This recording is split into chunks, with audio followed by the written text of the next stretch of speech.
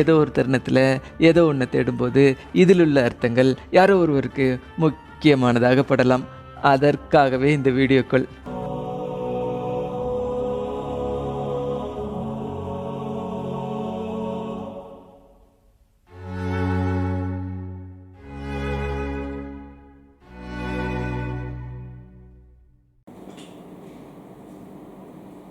ஆரம்ப காலத்தில் இருந்தவங்க துணியை ஆத்தாங்கரைக்கு எடுத்துகிட்டு போய் ஷவுக்கார கட்டிய தானே தயாரிச்சுக்கிட்டு கல்லில் அடித்து துவைச்சி காய வச்சு வீட்டுக்கு எடுத்துகிட்டு வருவாங்க. அப்புறமா வீட்டில் பாத்ரூம் கட்டி என்னாச்சு, வீட்டில் பாத்ரூம் கட்டி விட்டு துவைக்கிற கல் வச்சு முற்றத்தில் காய போட்டு தலையணை கடியில் வச்சு அயன் பண்ணிக்கிட்டாங்க. அப்புறமா வந்துச்சு washing machine, dryer, iron box. இன்னும் கொஞ்சம் நல்ல ஆர்டிஃபிஷியலி இன்டெலிஜென்ஸு வரப்போகுது. அட, ரோபோ வந்து எல்லாத்தையும் பண்ணி கொடுத்துட்டு போயிடுங்க. ஐயோ, துணியை மூட்டையில் கட்டி எடுத்துகிட்டு போய் ஆத்தாங்கரையில் உட்காந்து துவைச்சி வீட்டுக்கு எடுத்துகிட்டு வருவாங்களாம் அந்த காலத்தில். Innocent people, he how ignorantly they were wasting their time and energy, ரோபா காலத்து குழந்தைகள் சிரிச்சு வைக்குங்க.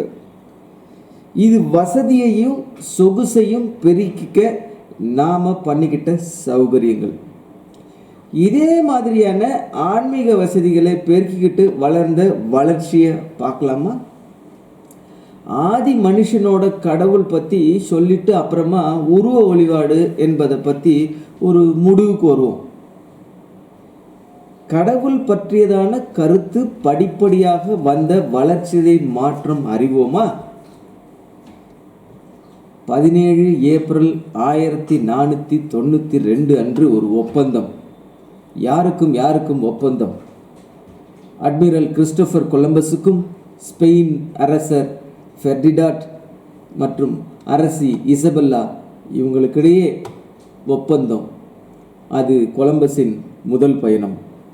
அமெரிக்கா என்ற ஒரு பெயரே வரலாற்றின் பாதைக்கு வராத பொழுது பணமாகவோ பொருளாகவோ 10% எடுத்துக்கொள்வது செவ்விந்திய பூர்வீக குடியிருப்பு பகுதியில் வியாபார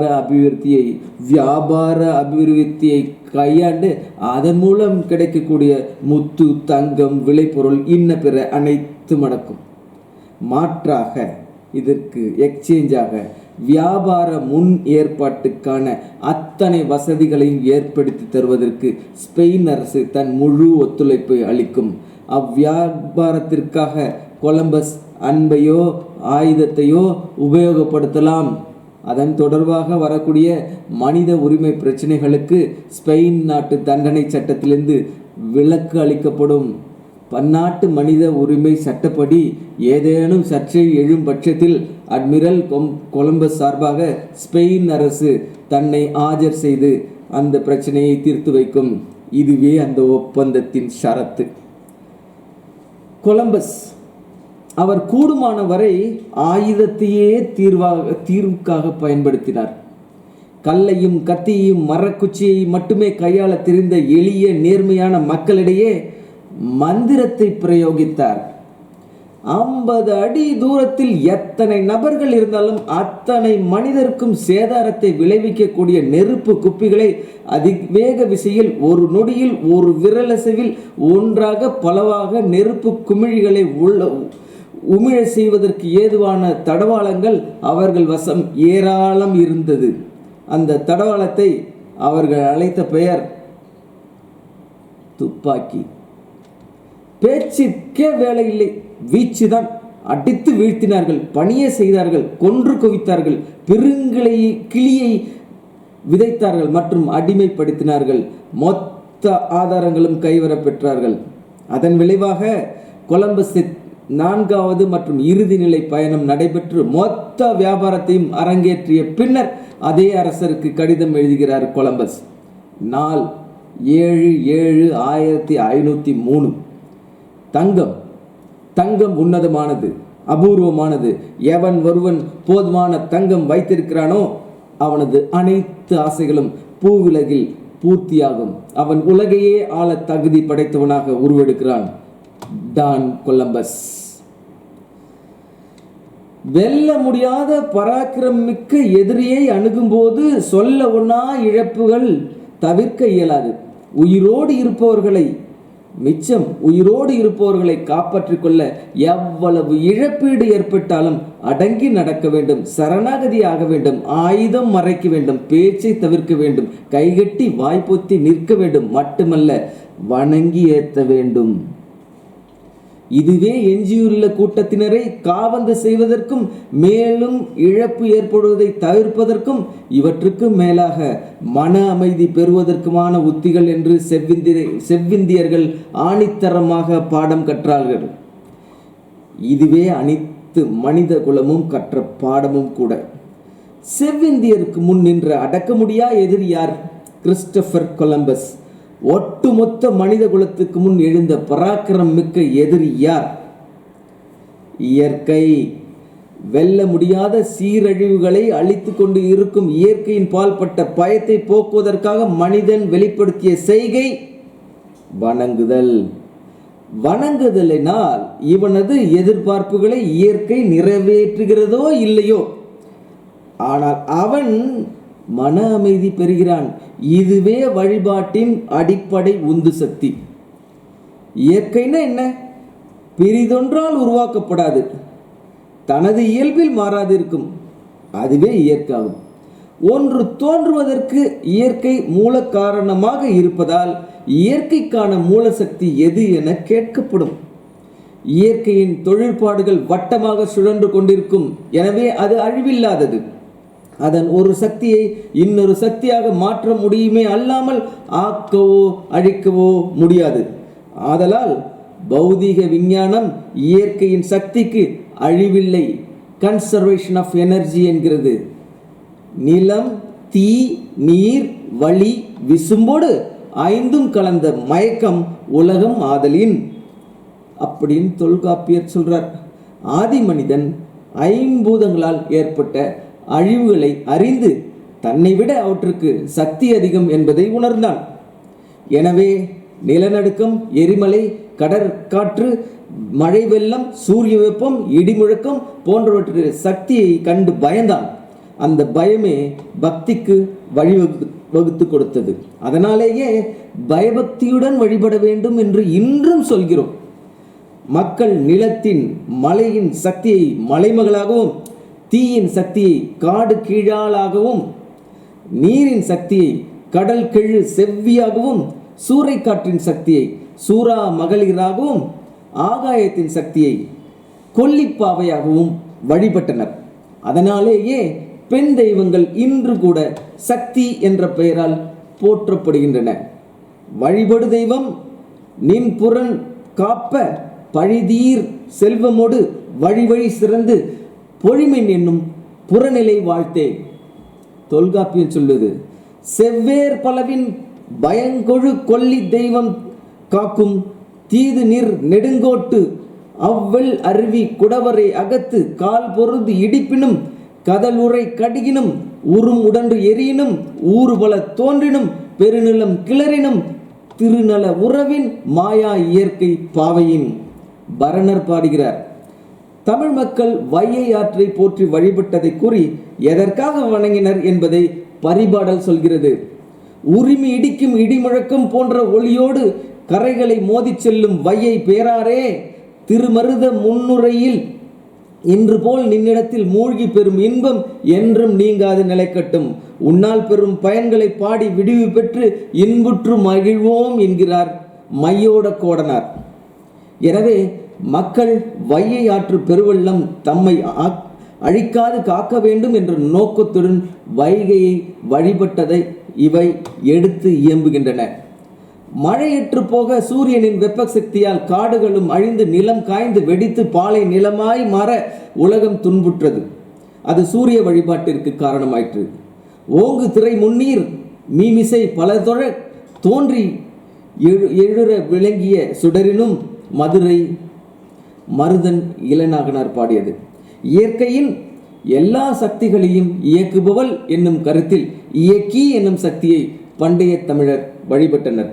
இயக்கிக்கு பார்சோறு படைத்தால் மாதரி என்ற செய்தியை அறம்புரி நெஞ்சின் அறவோர் பல்கிய புறஞ்சிறை மூதூர் பூங்கன் இயக்கி பால்மடை கொடுத்து பண்பின் வயர்வோள் ஆயர் முதுமகள் மாதரி என்போர் சிலப்பதிகாரம் சொல்லுது. அவ்வழிபாடு இன்றும் இசைக்கு வழிபாடாக தொடர்கிறது. அணங்கு என்னும் சொல்லிற்கு வருத்துதல் என்ற கருத்தை கலித்தொகை தருகிறது. அதனால் இயற்கையாக தமக்கு துன்ப கொடுத்து வருபவற்றை அணங்கு என்னும் அடைமொழி சேர்த்து தமிழர் அழைத்தனர். உலாவி திரிந்து வருத்தம் செய்யும் மழை மேகம் அமைந்த மலைத்தொடர் என்பதை ஆடுமழை அணங்குசால் அடுக்கம் என்றும், வருத்துகின்ற மலை என்பதை அணங்குடை நெடுங்கோடு என்னவும் புறநானூறு சொல்கிறது. அணங்கு இடி இடித்து மின்னல் மின்னி மழையாக எரிமலையாக புகையாக அனற் குழம்பாக வெடித்து சிதறி பல உருவம் எடுத்து வரும் என்பதை சூருடை சிலம்பில் சுடற்பூ வேய்ந்து தாம் வேண்டுவ உருவில் அணங்குமார் வருமே என்கிறது அகநானூறு. இன்றும் தீ மிதிப்பதை பூ மிதித்தல் என்றே சொல்கிறோம். எனவே அன்றைய சுடற்பூ என்பது இன்றைய நெருப்பு ஆனது. இவ்வாறெல்லாம் தம்மை வருத்திய அணங்கை கண்டு பயந்ததால் அதனை வழிபட தொடங்கினர். அதனால்தான் எதிரி அரசர்களிடம் பட்டத்து யானைகளை கதற கதற அவற்றின் தந்தங்களை அறுத்து செய்த கட்டிலை கூட அணங்குடை மரபிற்கட்டில் என தெய்வத்தன்மை பொருந்திய கட்டிலாக அழைத்தனர். அரசுவா அழைப்ப கோடறுத்து இயற்றிய அணங்குடை மரபிற் கட்டின் மேலிருந்து அப்படின்னு பதிற்று பற்று சொல்லுது. விழுப்புண்பட்ட மறவர் தமது புண்ணில் இருந்து ஒழுகும் குருதியை தெளித்து மடை கொடுத்தல் அல்லாது ஐரை மலை கடவுள் பலியை ஏற்காது என்னும் பதிற்று பத்து கூறுகிறது. காட்டுப்பசுவின் மேல் குறவன் எய்த அன்பு தப்பி போனதற்கு மலை கடவுளான அணங்கிற்கு குறையுண்டு என்று நினைத்து பலி கொடுத்து மகிழ்ந்ததை நற்றினை காட்டுகிறது. அணங்கு வழிபாடாக மாறிய இயற்கையின் சக்தியின் வழிபாடு செல்வி வழிபாடாக மலர்ச்சி அடைந்தது. செல்வி வழிபாட்டை கன்னி தெய்வ வழிபாடு என்றும் கூறலாம். முல்லை நில காட்டில் இருந்த கன்னி தெய்வம் ஓங்கு புகழ் காணமர் செல்வி ஆனால் காடமர் செல்விக்கு கோட்டம் கோயில் இருந்ததை மணிமேகலை செப்புகிறது. நெய்தல் நிலத்து கடற்கரை கன்னி தெய்வத்தை கடல் கெழு செல்வி கரை நின்றாங்கு என அகநானூறு குறிப்பிடுகிறது. அந்த செல்வியே குமரியாய் கன்னியாய் கன்னியாகுமரி கடற்கரையில் இன்றும் மோனத்தவம் செய்கிறாள். செல்வி வழிபாடே நாட்டுப்புறங்களில் செல்லியம்மன் வழிபாடு என்ற பெயரில் இப்போதும் நடைபெறுகிறது. செல்வியாய் நின்றவள் மெல்ல தாயாய் உருவெடுக்கிறாள். வெண்டிரை பரப்பின் கடுஞ்சூர் கொன்ற பயம்பூச்சேய் பயந்தமா மோட்டு துணங்கையங் செல்வி கணங்கு நொடித்தாங்கு பெரும்பானாற்றுப்படை சொல்லுது. முருகனின் தாயாக துணங்கையங் செல்வியை காட்டுகிறது. நச்சினாருக்கு இனியார் மோடு என்பதற்கு எல்லாரையும் பெற்ற வயிறு என்கிறார். போகமார் மோடி கொங்கை புணர்தரு புனிதர் போலும் என தேவாரத்தில் திருநாவுக்கரசர் நாயனாரும் மோடியை சிவனின் சக்தியாக பாடியிருக்கிறார். மோடு உடையவள் மோடி நமது இனத்தமிழர் அனைவரையும் ஈன்றவள் மோடி என்னும் தமிழ் கடவுள். சங்க இலக்கியங்கள் காட்டும் தாய் தெய்வங்களிலே குழந்தைகளை ஈன்றெடுத்த பெருவயிரும் பரந்த சரிந்த கொங்கைகளுடன் இன்றைய சிற்பங்களில் காட்சி தருபவள் தவ்வை. தமிழரின் நனி சிறந்த நாகரிகத்தை உலகிற்கு பறைசாற்றி கொண்டிருப்பது திருக்குறள். அத்திருக்குறள் தவ்வை என்னும் சக்தி வழிபாட்டை எமக்கு எடுத்துச் சொல்கிறது. திருமகளின் தமக்கையாக தவ்வையை கூறுகின்றனர். அழுக்காராமை என்னும் அதிகாரத்தில் அவ்வித்து அழுக்காறு உடையானை செய்யவள் தவ்வியை காட்டிவிடும் என தவ்வியை பற்றி கூறுகிறது திருக்குறள். அச்சக்தியை ஆழ்வினை உடைமை என்ற அதிகாரத்தில் மாமுகடி என்ற பெயரால் அழைக்கிறது. தவ்வையை பல்லவர் காலத்தில் பயிர் தொழிலின் தெய்வமாகவும் நந்திவர்மனின் குலதெய்வமாகவும் வழிபட்டனர். திருமுருகாற்று படையில் மூத்தவள் என்னும் கருத்தில் பழையோள் என்று அழைக்கப்படுகிறாள். மூத்த தேவியை மூதேவி என்றும் ஜேஷ்டை எனவும் சொல்கிறோம். வட திருப்பரங்குன்றத்து குடவரை கருவறையில் இளமை எழில் கோலத்தில் ஜேஷ்டையும் வலப்புறம் மகன் நந்திகேஸ்வரனும் இடப்புறம் மகள் அக்னி மாதாவும் மேடை ஒன்றில் அமர்ந்திருப்பதாக ஒரு பாடல் குறிப்பிடுகிறது. வையை ஆற்றில் நீராடி கொற்றவை போல கோலம் புனைந்த பெண்ணொருத்தி கொற்றவையின் நெற்றிக்கண் போன்ற திலகமிட்டதை பரிபாடல் சொல்வதால் அந்நாளில் கொற்றவைக்கு இருந்த மாண்பை அறிய முடிகிறது. பெருங்காட்டு கொற்றி என கலித்தொகை கூறுகிறது. தொல்காப்பியம் கொற்றவையின் வடிவத்தை கொற்றவை நிலை என சிறப்பித்து சொல்கிறது. கொற்றவை நிலையை போற்றி வழிபட்டவர்கள் வெற்றி போர் மறவர்கள். வருகின்ற வஞ்சிக்கும் கொற்றவை நிலை காரணமாயிற்று. தோற்றோருக்கும் கொற்றவர் வேண்டியும் வென்றோருக்கு மேற்சொல்லுங்கால் கொற்றம் வேண்டியும் வழிபடுவார். ஆதலின் வெற்றிக்கும் வஞ்சிக்கும் கொற்றவை நிலை உரியதாகும். ஆதலால் குறிஞ்சிக்கும் முல்லைக்கும் கொற்றவை நிலை உரியதாகும். நச்சினார் கிணியர் சொல்கிறார். முல்லையும் குறிஞ்சியும் முறைமையில் திரிந்து நவ்வியல்பு அழிந்து நடுங்கு துயர் உறுத்து பாலை என்பதோர் படிவம் கொள்ளும். சிலப்பதிகாரம். எனவே சங்க காலத்தில் குறிஞ்சி, முல்லை, பாலை ஆகிய 3 நிலத்தில் வாழ்ந்த மக்கள் கொற்றவையை வழிபட்டனர் என்பது தெளிவாகிறது. கொற்றவையின் உருவத்தை மதியின் வெண்தோடு குடுஞ்சென்னி நுதல் கிழித்து விழித்த இமையா நாட்டத்து பவள வாய்ச்சி தவளவால் நகைச்சி நஞ்சுண்டு கருத்த கண்டி வெஞ்சினத்து அரவுனான் பூட்டி நெடுமலை வளைத்தோள் துளை ஏற்று உரக கச்ச உடைமுளைச்சி வளையுடை கையில் சூளமேந்து கரியின் உருவை போர்த்து அணங்காகிய அரியின் உருவை மேகலையாட்டி சிலம்பும் கழலும் புலம்பும் சீரடி என கூறும் இளங்கோவடிகள் இன்றைய சிவனின் தோற்றத்தை கொற்றவையை படம் பிடித்து காட்டுவது அன்றைய சக்தி வழிபாட்டின் முதன்மையை சொல்கிறது. கொற்றவையை வெற்றியை கொடுக்கும் தெய்வமாக கருதி வழிபட்டனர் என்பதை வலம்படு கொற்றத்து வாய்வாட் கொற்றவை என சிலப்பதிகாரமும் வெற்றிவேல் போர் கொற்றவை என்று முருகாற்று படையும் உறுதி செய்கின்றன.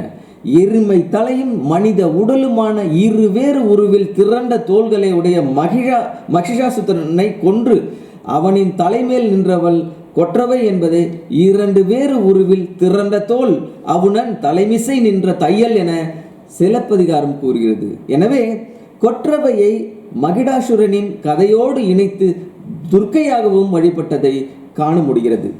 சிலப்பதிகாரத்தில் கண்ணகி வரவு பற்றி மன்னனுக்கு அறிவிக்கையில் அறுவருக்கு இளையனங்கை இறைவனை ஆடல் கண்டருளிய அணங்கு குருடை கானகம் உகந்த காளி என சொல்லும் காப்போன் வழியாக காளி முதலில் அறிமுகமாகிறாள் எனலாம். அன்னையர் 7 வழிபாட்டில் காளி 7வது தெய்வமாக இருந்ததால் அறுவருக்கு இளையனங்கை என சொல்வதால் உணரலாம். இமய வில் வாங்கிய ஈரஞ்சடை அந்தணன் உமையமர்ந்து உயர்மலை இருந்தானாக என ராவணன் கைலை மலையை அசைத்து காட்சியோடு உமைய அம்மையை எமக்கு கலித்தொகை காட்டுகிறது. முருகனை மலைமகள் மகனே என்றும் கொற்றவை சிறுவ எனவும் திருமுருகாற்றுப்படை கூறுவதால் கொற்றவையையே மலைமகளாகவும் வழிபட்டனர் என்று அறியலாம். உலகை இயக்கும் மாபெரும் சக்தியை தாம் வாழ்ந்த காலத்தோடு பல படி நிலைகளில் காட்டும் இலக்கியங்கள் அவற்றை சக்தி வழிபாடாக இயம்புகின்றன. அவை சிவனுடன் சக்தியை இணைத்த போதும் சக்தியின் ஆற்றலை போற்றின. நீலமேனி வாழிலை பாதத்து ஒருவன் இருத்தாள் நிழற்கீழ் மூவகை உலகும் முகிழ்ந்தன முறையே ஐங்குறுநூறு சொல்லுது. கலித்தொகையானது கடவுளை வாழ்த்தும் சிவனை விழித்து படுவரை பல இயம்ப பல்லுருவம் பெயர்த்து நீ கொடுகட்டி ஆடுங்கால் கோடுயர் அகலகுள் கொடிபுரை நுகப்பினால் கொண்ட சீர் தருவாளோ என்றும் பண்டரங்கம் ஆண்டுகால் பனையெழில் அணைமென்றோள் வண்டரற்று கூந்தல் வளர்தூக்கு தருவாளோ எனவும் தலையேங்கை கொண்டு நீ கபாலம் ஆடுங்கால் முளையணிந்த முருவலால் முற்பாணி தருவாளோ என பல கேள்விகளை கேட்கிறது. இக்கேள்விகள் ஊழிக்கூத்தின் ஆடல் நாயகனாக இறைவனை ஆட்டுவது சக்தியே என்பதையும் சக்தியின் ஆற்றலையும் கோடிட்டு காட்டுகின்றன. இயற்கையின் சீற்றங்களில் தாக்கத்தால் அவற்றின் சக்திகளை கண்டு பயந்த தமிழர் அவற்றை வழிபடத் தொடங்கினர். இயற்கை அணங்கை தணிவிக்க அணங்கிற்கு பலி கொடுத்து வணங்கினர். சக்தி வழிபாடானது இயற்கை, இயக்கி, அணங்கு, செல்வி, தவ்வை, கொற்றவை, துர்க்கை, காளி, உமை என பல பல உருவோடும் பெயரோடும் சொல்கிறது. ஆக சிவனையும் சக்தியையும் இப்படி different form of energy and different pattern of எக்ஸ்போசிஷனாக உருவகப்படுத்தி உள்ளனர். அந்த மரபை மாற்றாமல், சிவனை வழிபடும் முறைமையை மாற்றாமல், அவரவர் வசதிக்கேற்ப மற்ற கடவுளர்களை தங்கள் மனதுக்கு ஏற்றமாறு வணங்கி கோயில் கட்டிக்கொண்டு insane people, how ignorantly they were wasting their time and energy in depicting God as energy particle. By describing that way, they came across lot of identity crisis னு ரோபோ காலத்து குழந்தைகள் சிரிச்சு வைக்குங்க. யாரை கேவலப்படுத்துறதுக்காக? மனுஷனையா, யானையா? யாரை கேவலப்படுத்துறதுக்கு இந்த பிள்ளையார் உருவம்? மிஸ்டர் எக்ஸுக்கு ரோஜா பூவை பார்த்தா எப்பயோ ஒரு காலத்தில் காதலிக்கு கொடுத்த ஒத்த ரோஜா பூ நினைப்பில் வந்து ஒதிக்குது, மனதை கலைக்கும். மிஸ்டர் ஒய்க்கு பக்கத்து வீட்டு பாட்டி செத்தப்ப யாரோ ஒருத்தவர் கொண்டு வந்து போட்ட ரோஜா மாலையில் அவர் அந்த போனத்தோட கழுத்தில் போட்ட போது கீழே விழுந்த ஒற்றை ரோஜா ஞாபகத்துக்கு வரும். மிஸ்டர் இசட்டுக்கு ரோஜா பூவை பார்த்தா கவுண்டமணி ஜோக்கு வரும். அட ரோஷா ரோஷா, நீ சாதாரண ரோஷா கிடையாது, ஷரோஷா அப்படின்னு அவர் சொல்லுவார்ல. அதே மாதிரி தான் பிள்ளையார் உருவகமும். ஏன் பார்த்த உடனே சிரிக்கிற மாதிரி ஒரு உருவகத்தை பண்ணி வச்சுருக்காங்க பிள்ளையாருக்கு? சிரிக்கிறதாவது ஆமாம், பின்ன என்ன, நமக்கு சாமியாக காமிச்சு கொடுத்துட்டாங்க, அதனால நம்ம சிரிக்க மாட்டோம். வெளிநாட்டுக்காரங்களுக்கு அப்படியா? ஒரு மூஞ்சூர் மேலே ஏறி இவ்வளோ பெரிய தொந்தி உருவம் பயணம் செய்யுதுன்னா வர்ற நினப்பு என்னது? சிரிப்பு தானே. ஆனாக்க இந்த பிள்ளையார் உருவத்துக்கு இன்னொரு உறுப்புக்கும் ஒரு தாற்பயம் உண்டு. பிள்ளையார் உருவத்துக்கு ஒவ்வொரு உறுப்புக்கும் ஒரு தாற்பயம் உண்டு. சரி போகட்டும், உருவமே இல்லாமல் தான் கடவுள் இருக்காரா? சாரூபம் இறையின் உருப்பெற்று விளங்கும் தன்மை. நாம் எந்த உருவத்தை கொண்டு இருக்கிறோமோ அவையெல்லாம் இறை ரூபம்தான் என்பதும், ஒட்டுமொத்த உயிர்கள் அனைத்தும் கூட்டு உருவம் என்பதும் மற்ற ஒன்றுமில்லா வடிவம் ஆகப்பட்ட அந்த இரண்டுமே ஒன்று. இறைவன் உருவமா என கேள்வி தொன்று தொட்டே கேட்கப்பட்டு வருகிறது. உண்மையான இறைவன் ஒருவனே, ஞானிகள் அவனை பல விதங்களில் வர்ணிக்கிறார்கள் என்று ரிக்வேதம் சொல்கிறது. இப்படியன் இந்நிறத்தன் இவ்வண்ணத்தன் இவன் இறைவன் என்று எழுதி காட்ட முடியாத பரம்பொருள் என்கிறார் அப்பர் பெருமான். மாணிக்க வாசகரும் உருவமும் அருவமும் ஆயபிரான் என்று சிவபெருமானை போற்றுகிறார். உருவமாகவும் அருவமாகவும் இறைவன் இருப்பதாக சொல்கிறார். உளனிலில் உளன், அவன் உருவம் இவ்வுருவுகள். உளன் அல்லன் எனில் அவன் அருவம் இவ்வுருவுகள். உளனென இளனென அவை குடைமையில் உளன் ஒரு தகைமையோடு ஒழிவிலன் பறந்தே. நம்மாழ்வார் சொல்றார், அவன் இருக்கிறான் என்பவருக்கு உருவமான ஸ்தூல சரீரமாகவும், அவன் இல்லை என்பதற்கு அருவமாக சூட்சும சரீரமாகவும் இரு வகைப்பட்ட தன்மைகளை உடையவனாக அந்த பரந்தாமன் இருப்பதால் என்றும் எங்கும் வியாபித்து இருக்கும் நிலை கொண்டவன் அவனே என நம்மாழ்வார் சொல்கிறார். பின் ஏன் உருவ வழிபாடு? ஆரொருவர் உலகுவார் உள்ளத்திலே, ஆரொருவர் உள்குவார் உள்ளத்திலே அவ்வுருவாய் நிற்கின்ற அருளும் தோன்றும். அப்பர் சொல்றார், அன்பால் நிறைக்கின்றவர் எந்த உருவில் நினைத்தாலும் கடவுள் அவ்வுருவில் வந்து அருள் புரிவார் என்கிறார் அவர். அருவமான இறைவனை உள்ளத்தில் இருத்துவது மிகவும் கடினம். கூர்நோக்கு நிலையில் எண்ண குவியலுக்கு ஒரு உருவம் தேவை. உள்ளம் பற்றி கொள்ள ஒரு உருவம் இருந்தால் வழிபடுதல் சுலபமாகிறது என்பதால் உருவ வழிபாடு ஆரம்பமாகியது. கல்லையும் கடவுளென பாவித்து தீவிரமாக அழுந்த மனதினிடையே பதியவிட்டால் அக்கல்லும் கடவுளே. இறைவனின் எண்ணிலா உயர்குணங்கள் பலவற்றையும் ஒவ்வொரு திருவுருவமும் விளக்கும்படி இருந்தமையால் பக்தன் அந்த உருவத்தை காணும் போதே அத்தனை குணங்களும் மனதில் பதிய வணங்குதல் அவனுக்கு எளிதாகும். இந்த உயர்ந்த நோக்கத்தில் தான் உருவமில்லை என்று ஒத்துக்கொண்ட போதும் நம் முன்னோர் பல உருவங்களில் அவனை கண்டு மகிழ்ந்தார்கள். ஒரு நாமம் ஓருருவம் ஒன்றும் இல்லார்க்கு 1000 திருநாமம் பாடி நாம் தெல்லேனும் கொட்டோமோ. ஒரு பெயரும் ஒரு வடிவமும் ஒன்றும் இல்லாத இறைவனுக்கு 1000 திருப்பெயர்களை கூறி நாம் தெல்லேனும் கொட்டோமோ என்கிறது. அருவ நிலையில் உள்ள இறைவன் உயிர்களின் பொருட்டு தன் நிலையிலிருந்து இறங்கி அடுத்த நிலையாகிய அரு உருவத்தில், அதாவது அருவமும் உருவமும் கலந்த நிலையில் காட்சி தருகிறான். உருவெனவும் அருவெனவும் உளதெனவும் இளதெனவும் உழலுவன பர சமய கலை ஆரவாரம் அற உரை அவிழ உணர்வு அவிழ உளமவிழ உயிரவிழ உளபடியை உணருவர் அனுபூதி ஆனதும் அருணகிரிநாதர் சொல்றார். ஊரனந்தன் பெற்ற பேரனந்தன் வெகு கோடி நாம சம்பு குமாரா நமோ நம பித்தரென்று பெயர் படித்தார்க்கு எப்பெயர் ஒவ்வாதே பிற்சமயத்தார் பெயரும் அவர் பெயரே கண்டாய் நம்பிக்கை வைத்து கல்லை கும்பிட்டால் கல்லும் சாமிதான் எவ்வண்ணம் வேண்டிகளும் அவ்வண்ணம் அன்றே இறங்கி ஈந்தருளும் பதம் என் போன்றோருக்கு மிகு பொன் போன்ற கருணை தந்து இதயத்திற்கும் பதம். ராமலிங்க சுவாமிகள் சொல்றார்.